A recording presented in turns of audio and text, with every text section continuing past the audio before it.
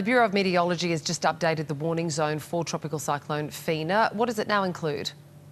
Yeah, so our warning zone extends from Cape Don all the way across east to Maningrida. Now, Cape Don is part of the Coburg Peninsula, which is that northwesternmost part of the top end. But the watch zone has changed a little bit more significantly. It extends across the Tiwis and to the east to Gunbalanya, but it also now includes Darwin. That is really flagging that it's within the next 48 hours that we may likely see those gale force winds picking up for Darwin. Now, for the capital, it is most likely over the weekend. But for those other parts in our tropical cyclone watch and the other parts of our warning area in particular, those impacts are likely to develop more quickly than that. OK, let's talk about the path. We know at this stage, I believe, according to your website anyway, it's slow moving. It is expected to turn south today towards the top end. What is its current path and which are those outerlying islands that are going to be hit first?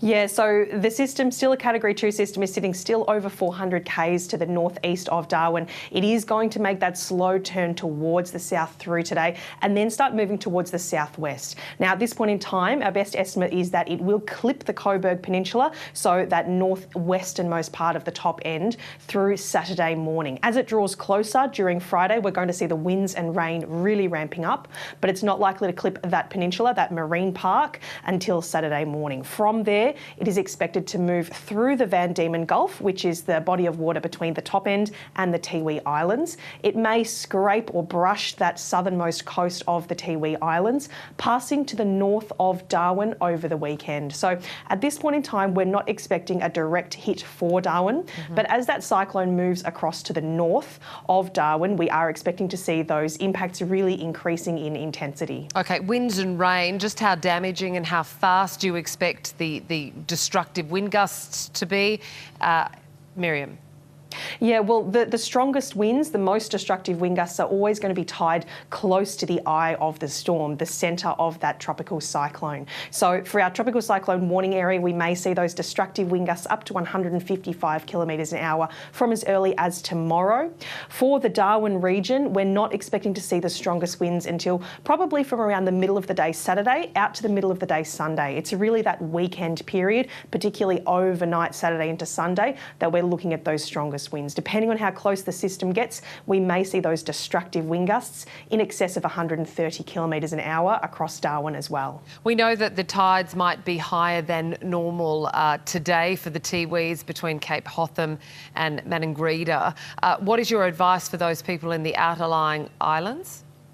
Yeah, look, the advice is to, as much as possible, stay on top of those tropical cyclone watch and warning areas. They'll tell you when and which areas are likely to be impacted. Just be aware that conditions can ramp up reasonably quickly as this system draws nearer. So we're likely to see those rough seas already starting to develop through today and tomorrow. The worst of those marine conditions are more likely from later tomorrow into the weekend. So certainly it's not a time to be going out on the boat. It is a time to be staying safe, staying on land, and, you know, protecting your loved ones and your property as much as possible. The advice is being prepared. Being informed is being prepared, I should say. So again, keep on track. Keep on top of the track maps and when we might see the effects reaching Darwin, because as this system continues to move south, it might speed up a little, it might slow down a little, so those timeframes may change slightly. But being aware of the latest information there is the best way to be prepared. Make sure you've got the fresh water, you've got a power source that you can use, whether that's a generator or just simply batteries, and you've got food to last for a couple of days too. This is a Category 2 system at this point in time, and it's expected to move through as a Category 2 system, so not a severe tropical cyclone, but it is still likely to have very dangerous and quite damaging impacts. So that could span from property damage, cars, caravans being moved around slightly. We could also see those power outages continuing after the system has moved away. Miriam Bradbury from the Bureau of Meteorology, many thanks for that update.